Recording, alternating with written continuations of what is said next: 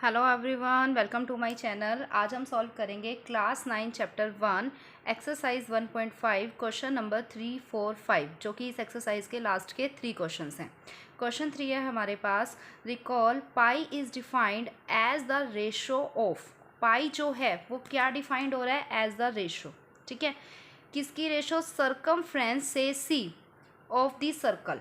हमने ये सर्कल ले लिया। ठीक है, इस सर्कल की जो सर्कमफ्रेंस है वो क्या दी हुई है हमें? सी। सर्कमफ्रेंस है C of the circle to its diameter. Diameter क्या होता है? जो सर्कल के सेंटर से जाता है। वो आप ऐसे भी ले सकते हो, ऐसे भी। ठीक है, बस आपको ये ध्यान रखना है कि डायामीटर सर्कल के सेंटर से जाता है और सर्कल के दोनों पॉइंट्स पर मिलता है। यानी ये हमने ले लिया सर्कल का डायामीटर जो हमें दिया हुआ है डी। तो अब यहाँ से क्या लाइन बनी कि पाई जो है वो डिफाइंड है रेशो किसकी? सर्कमफ्रेंस है सी और डायामीटर डी, इन दोनों की रेशो है, यानी सी रेशो डी। ठीक है, ये हमें पाई की वैल्यू दी हुई है। That is pi is equal to C by D, कि पाई जो है वो सी बाई डी है। तो सी रेशो डी है, तो हम इसको ऐसे लिख सकते हैं कि पाई जो है वो क्या हो जाएगा? C by D. Clear? This seems to contradict that the fact that pi is irrational. How can you resolve this contradiction? Pi irrational है। क्लियर? तो यहाँ से क्लियर देखो, पाई जो है वो irrational है। पाई irrational क्यों है? irrational नंबर, क्योंकि जब हम पाई की वैल्यू को सॉल्व करेंगे तो हमें नॉन टर्मिनेटिंग डेसिमल एक्सपेंशन मिलता है, नॉन रिपीटिंग। तो जब भी हमारे पास इस टाइप से डेसिमल एक्सपेंशन आ जाए तो वो कौन सा नंबर होता है हमारे पास? Irrational number. तो पाई की वैल्यू तो इरेशनल नंबर है, लेकिन जब पाई की वैल्यू सी बाई डी होगी तो देखो सी बाई डी को देखें तो ये पी बाई क्यू की फॉर्म में है। क्लियर? कोई भी नंबर जब पी बाई क्यू की फॉर्म में होता है वो रैशनल नंबर होता है। क्लियर? वो रैशनल नंबर होगा। बट रैशनल नंबर में एक चीज आपको ध्यान रखनी है, एक कंडीशन होती है कि वो जो p और q है उसमें p q इंटीजर से बिलोंग करना चाहिए। q जीरो नहीं होता, q is not equal to zero and p q belongs to integer. तो क्या आपको यहाँ पर p q यानी c और d की वैल्यू दी हुई है? नहीं दी हुई। तो क्या आप यहाँ से रैशनल नंबर प्रूव कर सकते हो? मीन्स आपको वैल्यू ही नहीं दी हुई, तो यहाँ से रैशनल नंबर, इरेशनल नंबर निकालना। तो अगर हम यहाँ पे वैल्यू ले भी लेते हैं, मीन्स हमने ले लिया c की वैल्यू ले ली हमने 1 और d की वैल्यू ले ली हमने 7। क्लियर? तो 1/7 को सॉल्व कर लो, 1/7 की वैल्यू निकाल लो, तब भी तो वो नॉन टर्मिनेटिंग ही डेसिमल एक्सपेंशन आएगा, नॉन रिपीटिंग डेसिमल एक्सपेंशन आएगा। मीन्स तब भी पाई हमारा इरेशनल नंबर होगा। क्लियर? तो यहाँ पर हमें वो रीजन बताने हैं जिससे पाई हमारे पास, पाई की वैल्यू यानी हम सी और डी में ऐसी कौन सी वैल्यूज लें जिससे पाई इरेशनल नंबर प्रूव हो। क्लियर? तो सबसे पहले मैंने आपको लास्ट क्वेश्चन में ये बताया था, इसी एक्सरसाइज के क्वेश्चन में मैंने बताया था कि जब आप रैशनल नंबर को इरेशनल नंबर के साथ प्लस कर लो, माइनस, मल्टीप्लाई, डिवाइड कर लो तो आपको रिजल्ट इरेशनल नंबर ही मिलेगा। मीन्स कि अगर आप एक नंबर रैशनल ले लो और एक इरेशनल ले लो, सो इन दिस केस, इस केस में, इन दिस केस, ठीक है, अगर हम C या D में से कोई इरेशनल ले लें, आइदर C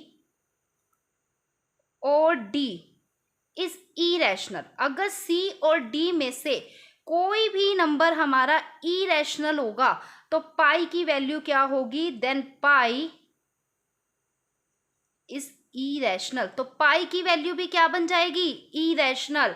लेके देख लो, जैसे हम रैशनल को इरेशनल के साथ करोगे तो क्या आएगा?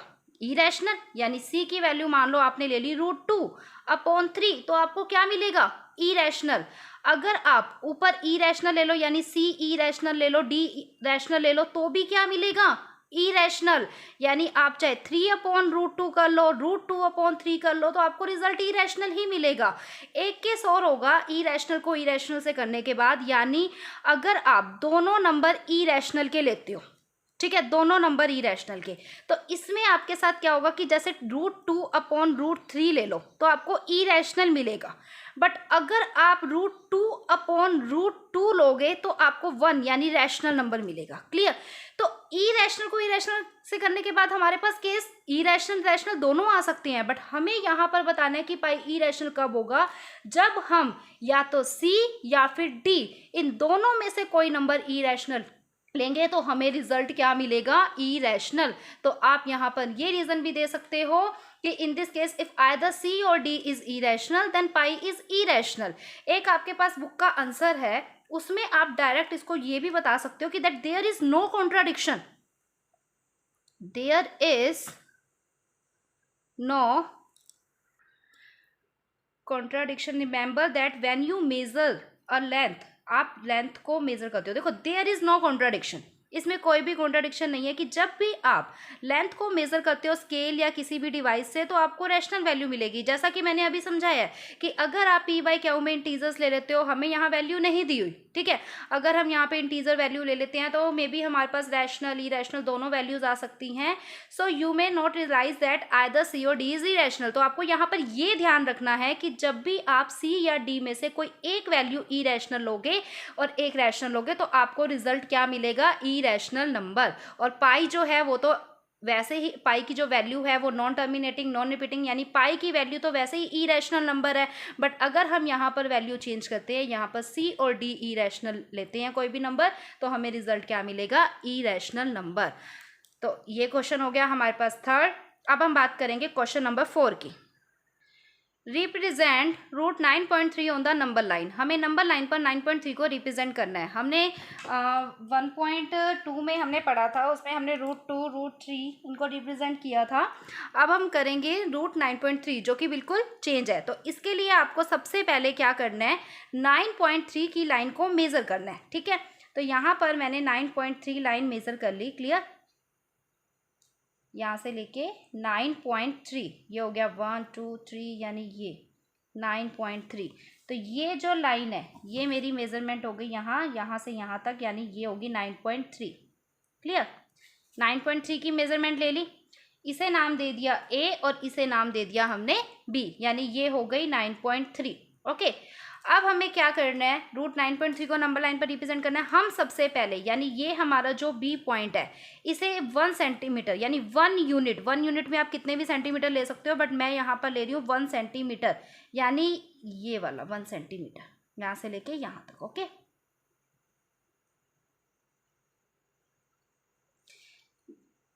यहाँ पर क्या किया मैंने, ये 1 सेंटीमीटर इसको एक्सटेंड कर दिया, क्लियर,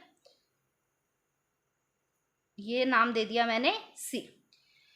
आप यहाँ पर कितना भी ले सकते हो, 2 सेंटीमीटर 3 सेंटीमीटर, मेन चीज़ आपकी एक यूनिट होनी चाहिए कि जितनी यहाँ ले रहे हो आगे भी आपने उसी हिसाब से इसे एक्सटेंड करना है, क्लियर। तो अब यहाँ पर ये हो गया आपके पास ए सी। अब मुझे इस पर सेमी सर्कल ड्रॉ करना है परपेंडिकुलर बनाने के लिए। तो सेमी सर्कल कैसे ड्रॉ होगा कि जब इन दोनों का यानी सेंटर से ज़्यादा, सेमी सर्कल ड्रॉ करना है तो पहले मिड पॉइंट निकालेंगे, आधी से ज़्यादा कंपास ओपन कर ली, एक आंख यहाँ एक यहाँ, क्लियर। सेम हेयर, यहाँ से भी एक आंख यहाँ लगाई, अब ये नहीं मिल रही यानी यहाँ पे, क्लियर, सेम आर्क मैंने लगा दी यहाँ पर ऐसे। अब क्या करना है, देखो दोनों लाइंस इनको मिला देंगे, यानी दोनों पॉइंट्स को मिला दिया। ओके, तो ये आपका, इसको नाम दे दिया ओ। तो ये जो ओ ए और ओ बी ओ सी, ये आपके दोनों इक्वल हो गए। 9.3 था, 1 आपने और ले लिया यानी 10.3, तो ये आपके दोनों इक्वल हो गए, क्लियर। अब आपको यहाँ सेमी सर्कल ड्रॉ करना है। तो सेमी सर्कल ड्रॉ कैसे होगा, यानी यहाँ से यहाँ तक, अब ये दोनों आपकी इक्वल हैं, चाहे आप ओ से ए ले लो चाहे आप ओ से सी ले लो, ये वाला। ओके, यानी ये देखो, चाहे आप यहाँ से ओ ए ले लो चाहे ओ सी ले लो, दोनों सेम है। तो अब हम क्या करेंगे, यहाँ पे सेमी सर्कल ड्रॉ करेंगे, ऐसे बना लो चाहे ऐसे बना लो, ठीक है। यहाँ से सेमी सर्कल ड्रॉ कर दिया। ओके, ये देखो ये सेमी सर्कल ड्रॉ हो गया यहाँ से, यानी इन दोनों को हमने मिला लिया। अगर आप सर्कल लेना चाहो तो ये सर्कल भी बन सकता है, यानी ये जो रेडियस हैं ये दोनों आपकी इक्वल हैं। टोटल 10.3 है, ये 10.32 हो गया, ये 10.32 हो गया, क्लियर। अब आपको क्या करना है कि परपेंडिकुलर ड्रॉ करना है, यानी 9.3 को नंबर लाइन बनाने से पहले हम यहाँ परपेंडिकुलर ड्रॉ करेंगे। तो परपेंडिकुलर ड्रॉ करने के लिए 90 डिग्री का एंगल लेंगे, वो आप डी से भी ले सकते हो, बाय कंपास भी ले सकते हो। मैं यहाँ कंपास से बना रही हूँ। कंपास से बनाने के लिए मैंने यहाँ पे एक छोटी सी आँख ले ली, चाहे इसको छोटा सा सेमी सर्कल कह दो, ठीक है। ये आँख ले ली यहाँ से यहाँ तक, जितनी कंपास ऐसे ओपन करें मीन्स, ठीक है, ऐसे, क्लियर। फिर क्या करना है, यहाँ से एक आँख लेनी है, यहाँ से दूसरी आर्क, एक 60 डिग्री एक 120 डिग्री का एंगल, ये देख सकते हो आप। यहाँ से एक आर्क यहाँ से ली, एक आर्क यहाँ से यहाँ ली, 60 120 से बाइसेक्ट कर दिया इनको, यानी ये दोनों तरफ से आर्क लगा दी। तो ये हमारे पास बन गया 90 डिग्री का एंगल। ये देखो, ये 90 डिग्री का एंगल बन गया हमारे पास, ये और ये। क्लियर। अब ये जो है, ये था ABC, अब ये मिल रहा है यहाँ पर यानी D। ठीक है, तो ये जो BD है ये 9.3 है। क्लियर, √9.3। क्या ये √9.3, ये तो परपेंडिकुलर हो गया 9.3 का। अब हमें ये प्रूफ करना है कि क्या ये 9.3 है, तो इसके लिए आपको क्या करना पड़ेगा, यहाँ पर हम क्या करेंगे, पाइथागोरस थ्योरम से इसे प्रूफ करके देखेंगे। तो उसके लिए आपको क्या चाहिए, बेस, परपेंडिकुलर, एंड ये क्या हो जाएगी आपकी हाइपोटेन्यूज। इन दोनों को आप मिला दोगे, O और D को। ठीक है, OD को मिला दिया तो ये क्या होगी, हाइपोटेन्यूज, ये बेस, और ये क्या है, परपेंडिकुलर। क्लियर। अब एक चीज और देखो कि जब आपका, अब आपके पास ये तो आपको निकालना है ना, आपके पास बेस है ना आपके पास हाइपोटेन्यूज है, तो ये चीज आप कैसे निकालोगे। हाइपोटेन्यूज निकालने के लिए देखो कि ये जब आपने सेमी सर्कल ड्रॉ किया था, OAOC इक्वल था, यानी ये भी रेडियस ये भी रेडियस, तो ये भी तो सेमी सर्कल से, यानी ये OC और OD ये दोनों क्या है आपका इक्वल, कि टोटल 10.3 है। मीन्स अब यहाँ पे देखेंगे कि OA और OC और OD ये तीनों जो है ये आपके इक्वल हो गई। जब ये 10.3 है टोटल, तो ये 10.3 का हाफ है रेडियस, ये भी 10.3 का हाफ, तो ये भी क्या आ जाएगी 10.3 का हाफ। क्लियर। तो यहाँ पे हम लिख लेंगे 10.3/2, ये आ गई आपके पास हाइपोटेन्यूज। अब बेस निकालना है, जब ये टोटल 10.3 है, ये 10.3 का हाफ है, तो आपको OB निकालना है। OB कैसे निकालोगे, यानी टोटल OC क्या है आपके पास 10.3, उसमें से अगर आप ये वाली साइड माइनस कर दो, ये BC माइनस कर दो, तो आपके पास OB आ जाएगा। तो OC is equal OC minus BC, आपको क्या मिल जाएगा, OB। क्लियर। यानी 10.3/2, इसमें से जब आप ये 1 माइनस करोगे तो आपके पास OB आएगा। एलसीएम ले लो, 2, 10.3 सेम, यहाँ पे क्या है 1, 1 2 ज़ा 2 यानी 2, तो आपके पास OB की वैल्यू क्या आ जाएगी 8.3। 10.3 में से 2 माइनस किए 8.3/2, यानी आपके पास ये तो हो गया 8.3/2 और ये हो गया 10.3/2। अब आपको ये चेक करना है कि क्या ये 9.3 है। तो इसके लिए आप क्या करोगे, इन दोनों को आप डायरेक्ट वैसे भी सिंपल पॉइंट में भी निकाल सकते हो। जैसे 10.3 को 2 से करो, 2 5 ज़ा 10 चला गया, डेसिमल सेम, 3 नहीं जाता, एक और 0 लेंगे तो क्या आएगा, सॉरी 3 नहीं जाता, नहीं 3 चला गया यानी 2 अभी नहीं लेंगी। क्लियर। 2 के टेबल पे 2 1 ज़ा 2, क्या बचा 10, एक 0 ले ली तो 2 5 ज़ा 10। ठीक है, 10 चला गया यानी पूरा डिवाइड हो गया। एज इट इज 8.3 को करोगे, 2 4 ज़ा 8, क्या आया 3 आया, डेसिमल सेम, 2 1 ज़ा 2, 1 बचा 0 यानी 2 5 ज़ा 10, 0 आ गया 4.15। ये हो गया आपके पास 5.15 और ये हो गया आपके पास 4.15। अब आप इसको पाइथागोरस थ्योरम से सॉल्व करोगे। अब पाइथागोरस थ्योरम से परपेंडिकुलर निकालेंगे तो लिखेंगे बाय पाइथागोरस थ्योरम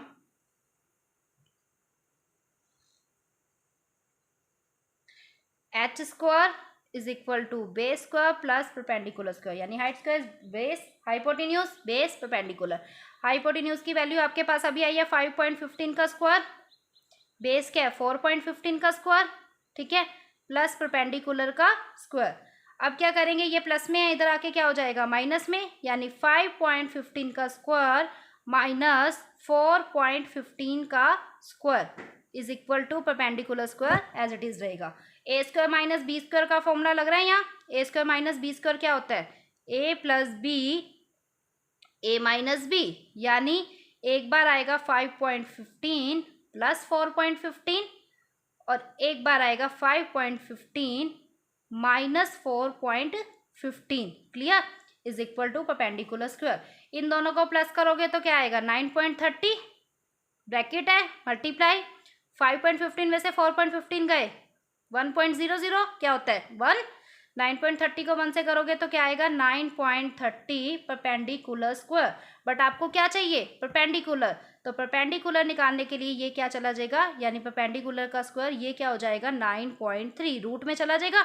जब आप स्क्वायर को कैंसिल करोगे तो ये क्या जाएगा रूट में क्लियर। अब p की वैल्यू तो आ गई आपके पास 9.330 लिख सकते हो 9.30 मीन्स 9.3 आप यहाँ पे ले सकते हो। ये परपेंडिकुलर स्क्वायर था 9.3। अब आपने यहाँ पे p निकालना है तो p स्क्वायर हटाने के लिए ये क्या चला जाएगा रूट में क्लियर। यहाँ तक समझ आया कि p की वैल्यू देखो 9.3 आ रही है ओके। अब आपको इसे नंबर लाइन पर ड्रॉ करना है तो एक चीज और देखो कि ये आपका क्या नंबर लाइन पे बना है। आपको तो रूट 9.3 को नंबर लाइन पर ड्रॉ करना है तो नंबर लाइन पर ड्रॉ करने के लिए आप क्या करोगे पहले इस लाइन को बढ़ाओगे यानी 1-1 सेंटीमीटर की जैसे ही लाइन ली थी यहाँ पे पहले हम इस लाइन को बढ़ा देंगे। बढ़ाने के बाद अब हमें क्या करना है कि हमें इस 9.3 को नंबर लाइन पर लेकर आना है। तो नंबर लाइन पर लाने के लिए हम क्या करेंगे b को लेंगे सेंटर और BD को लेंगे रेडियस और इस लाइन को ऐसे आगे बढ़ा देंगे यहाँ पर ठीक है। अब देखो ये कहाँ मिल रही है नंबर लाइन पर यहाँ मिल रही है यानी ये 1 है ये 2 तो ये 3 समथिंग कुछ आएगा। इसे हमने नाम दे दिया E यानी ये जो BE है। अब हमने B को सेंटर लिया BD को रेडियस लिया और इसको आगे बढ़ाया तो ये जो BE है ये हमारा क्या बन गया रूट 9.3 ऑन नंबर लाइन पर रूट 9.3 बन गया ठीक है। तो अब आप इसको लिख कैसे सकते हो टेकिंग B एज सेंटर। हमने क्या लिया B को तो सेंटर ले लिया B एज सेंटर ठीक है और BD क्या ले ली radius BD as radius BD ले ली हमने रेडियस। ड्रॉ एन आर्क हमने एक आर्क ड्रॉ करी। ड्रॉ एन आर्क जो कहाँ मिल रही है विच इंटरसेक्ट एट E जो E पर इंटरसेक्ट कर रही है विच intersect at E on number line ठीक है नंबर लाइन पर। तो BD ये जो BD था ये वाला ये जो BD था ये 9.3 है तो BEB क्या हो जाएगा 9.3 यानी BD is equal to BE is equal to root 9.3 ठीक है। क्वेश्चन क्लियर हो गया। सबसे पहले क्या किया 9.3 ली 1 सेंटीमीटर एक्सटेंड कर दिया मिड पॉइंट लेके सेमी सर्कल ड्रॉ किया 9.3 परपेंडिकुलर बनाया। अब हमें ये चेक करना है 9.3 है तो किसका यूज़ किया पाइथागोरस थ्योरम का। फिर क्या किया नंबर लाइन पर रिप्रेजेंट करना था तो इस आर्क को आगे बढ़ा दिया तो ये हमारे पास आ गया B centre BD radius arc बनाई जो E पे इंटरसेक्ट कर रही है तो BD BE क्या हो गया रूट 9.3 क्लियर। क्वेश्चन नंबर 4 हो गया। अब बात करेंगे क्वेश्चन नंबर 5 के। Rationalise the denominators of the following. हमें ये जो नंबर्स दिए हुए हैं इनके डिनोमिनेटर को रैशनलाइज करना है ठीक है। रैशनलाइज करने से पहले आपको मैं एक चीज़ बता रही हूँ आइडेंटिटी कि अगर आपको रूट 1/रूट में दिया हुआ है यानी डिनोमिनेटर अगर आपका ऐसे दिया हुआ है आपको इक्वेशन 1/√a यानी सिंगल रूट में दिया होगा तो इसको रैशनलाइज करने के लिए आप करोगे सेम यानी रूट a और रूट a इन दोनों से न्यूमरेटर और डिनोमिनेटर दोनों को मल्टीप्लाई। क्लियर हो रहा है कि अगर सिंगल रूट दिया हुआ है तो रूट ए वही अगर यहाँ रूट बी है रूट सी यानी कोई भी वैल्यू है रूट 2 रूट 3 रूट 4 तो आपको सेम नंबर से आपको उसे रैशनलाइज करना है। क्लियर।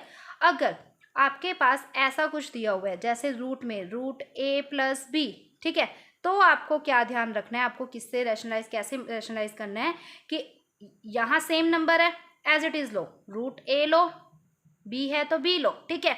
बट अगर यहाँ प्लस है तो इसका साइन चेंज होके हो जाएगा माइनस और अगर यहाँ माइनस है तो इसका साइन चेंज होके हो जाएगा प्लस और सेम नंबर से आपको इसको न्यूमरेटर और डिनोमिनेटर को क्या करना है मल्टीप्लाई। यहाँ दोनों नंबर रूट में हो सकते हैं एक नंबर रूट में हो सकता है बस आपको क्या ध्यान रखना है कि नंबर सेम होने चाहिए। जैसे एक और एग्जांपल ले लो 1/√a प्लस रूट बी ठीक है तो कैसे करोगे root a root b same रहेगा नीचे भी root a root B but change क्या होगा साइन चेंज होगा प्लस का क्या बन जाएगा माइनस। अगर आपको ये आइडेंटिटी क्लियर हो गई ये स्टेप क्लियर हो गया तो आप सम जो है वो इजिली कर सकते हो। ठीक है, क्वेश्चन सॉल्व करते हैं। फर्स्ट हमें दिया हुआ है 1/√7। ठीक है, अभी बताया है कि 1/√a को रैशनलाइज करने के लिए √a को ऊपर √a को नीचे मल्टीप्लाई कर दोगे, यानी 1/√7 है तो हम क्या करेंगे, √7 ऊपर और √7 नीचे। अब ये मत कहना कि ये दोनों इरेशनल है और ये कैंसिल हो जाएंगे तो 1 आ जाएगा, नहीं। अगर हम इसको ऐसे कैंसिल करते हैं तो हमें वही स्टेटमेंट मिल रही है, हमें इसके डिनोमिनेटर को रैशनलाइज करना है। तो हम क्या करेंगे, यहाँ पर ऊपर वाले नंबर को ऊपर वाले नंबर से और नीचे वाले नंबर को नीचे वाले नंबर से कर देंगे मल्टीप्लाई, यानी 1 को √7 से करेंगे तो आएगा √7 और √7 को √7 से करेंगे तो ये ध्यान रखना कि सेम नंबर अगर रूट में होते हैं तो वो स्क्वायर हो जाएंगे, यानी √7 का स्क्वायर। √7 का स्क्वायर क्या हो जाएगा, √7 का स्क्वायर, यानी स्क्वायर से रूट कैंसल, तो आंसर क्या आएगा हमारे पास 7। इसमें कोई भी नंबर हो तो उसका रिजल्ट रूट से रूट कैंसिल होके वही नंबर आ जाएगा, यानी हमें यहाँ आंसर क्या मिलेगा, 7। तो फर्स्ट का आंसर हो गया हमारे पास √7/7। क्लियर। सेकंड करते हैं, 1/√7 -√6। ठीक है, अभी बताया था मैंने कि जब भी ऐसा कुछ क्वेश्चन आ जाए 1/√7 -√6 है तो साइन चेंज होगा, सेम रहेगा √7 √6। ठीक है, माइनस है तो क्या हो जाएगा प्लस, नीचे भी सेम √7 + √6। ठीक है, अब सॉल्व करो, 1 को करोगे तो क्या आएगा, √7 + √6 सेम रहेगा ऊपर। ठीक है, अब नीचे देखो फॉर्म क्या बन रही है, a - b a + b, चाहे a + b ले लो चाहे a - b ले लो, यानी अब यहाँ पे आ रहा है a + b a - b, तो इसका रिजल्ट क्या होता है a² - b²। ठीक है, इसका ये आंसर होगा a² - b², यानी a क्या है √7, √7 का स्क्वायर माइनस √6 का स्क्वायर। यहाँ पे आपका ये वाला फॉर्मूला बन रहा है a - b a + b a² - b², √7 का स्क्वायर √6 का स्क्वायर। अभी बताया है कि रूट और जो स्क्वायर है वो कैंसिल हो जाएंगे, तो हमारे पास क्या आएगा यहाँ पे √7 + √6, ये सेम रहेगा, और √7 का स्क्वायर क्या आएगा 7 माइनस √6 का स्क्वायर क्या होता है 6, तो आपके पास क्या आ जाएगा ऊपर सेम √7 + √6 और नीचे क्या आ जाएगा 7 - 6 1, तो आंसर क्या है √7 + √6। क्लियर। दोबारा देख लो कि यहाँ पर अगर √7 - √6 है तो ऊपर नीचे सेम रहेगा, साइन चेंज हो गया, 1 को किया √7 + √6 सेम रहा, यहाँ a - b a + b बन रहा है, यानी a² - b²। जब स्क्वायर करते हैं रूट की तो रूट कैंसिल होके वही नंबर आ जाएगा, यानी 7 √6 का स्क्वायर किया तो 6, 7 - 6 1, और √7 + √6/1 क्या होता है √7 + √6। क्लियर। अब थर्ड क्वेश्चन है हमारे पास 1/√5 + √2। ठीक है, ये क्वेश्चन है। अब इसके लिए क्या करोगे, किससे मल्टीप्लाई करोगे, कैसे डिनोमिनेटर को रैशनलाइज करेंगे, √5 है, √5 √2 सेम, प्लस का क्या हो जाएगा माइनस, √5 - √2। ठीक है, प्लस है माइनस हो गया। अब 1 को किया जब √5 - √2 से तो क्या आएगा √5 - √2, नीचे वाले नंबर को करो क्या आएगा, वही सेम फॉर्मूला देखो ये वाला लग रहा है a + b a - b a² - b², यानी क्या आ जाएगा यहाँ पे √5 का स्क्वायर, यहाँ प्लस आ रहा है या माइनस आ रहा है सेम इक्वेशन, तो √5 का स्क्वायर माइनस √2 का स्क्वायर। ठीक है, क्या आया ऊपर सेम √5 माइनस √2 और नीचे क्या आएगा √5 का स्क्वायर क्या होता है 5 माइनस √2 का स्क्वायर 2, तो √5 - √2 सेम और 5 - 2 क्या हो जाएगा 3, तो ये हो गया हमारा इसका answer. Clear. Fourth question, fourth part करते हैं इसका। फोर्थ पार्ट में हमें दिया हुआ है 1/√7 - 2। ठीक है, √7 - 2 है, मल्टीप्लाई किससे करेंगे √7 + 2, √7 + 2। ठीक है, 1 को किया √7 + 2 से तो क्या आएगा √7 + 2, नीचे करके देख लो same a + b a - b लग रहा है फॉर्मूला a² - b², यानी यहाँ तो हो जाएगा √7 का स्क्वायर और यहाँ हो जाएगा 2 का स्क्वायर।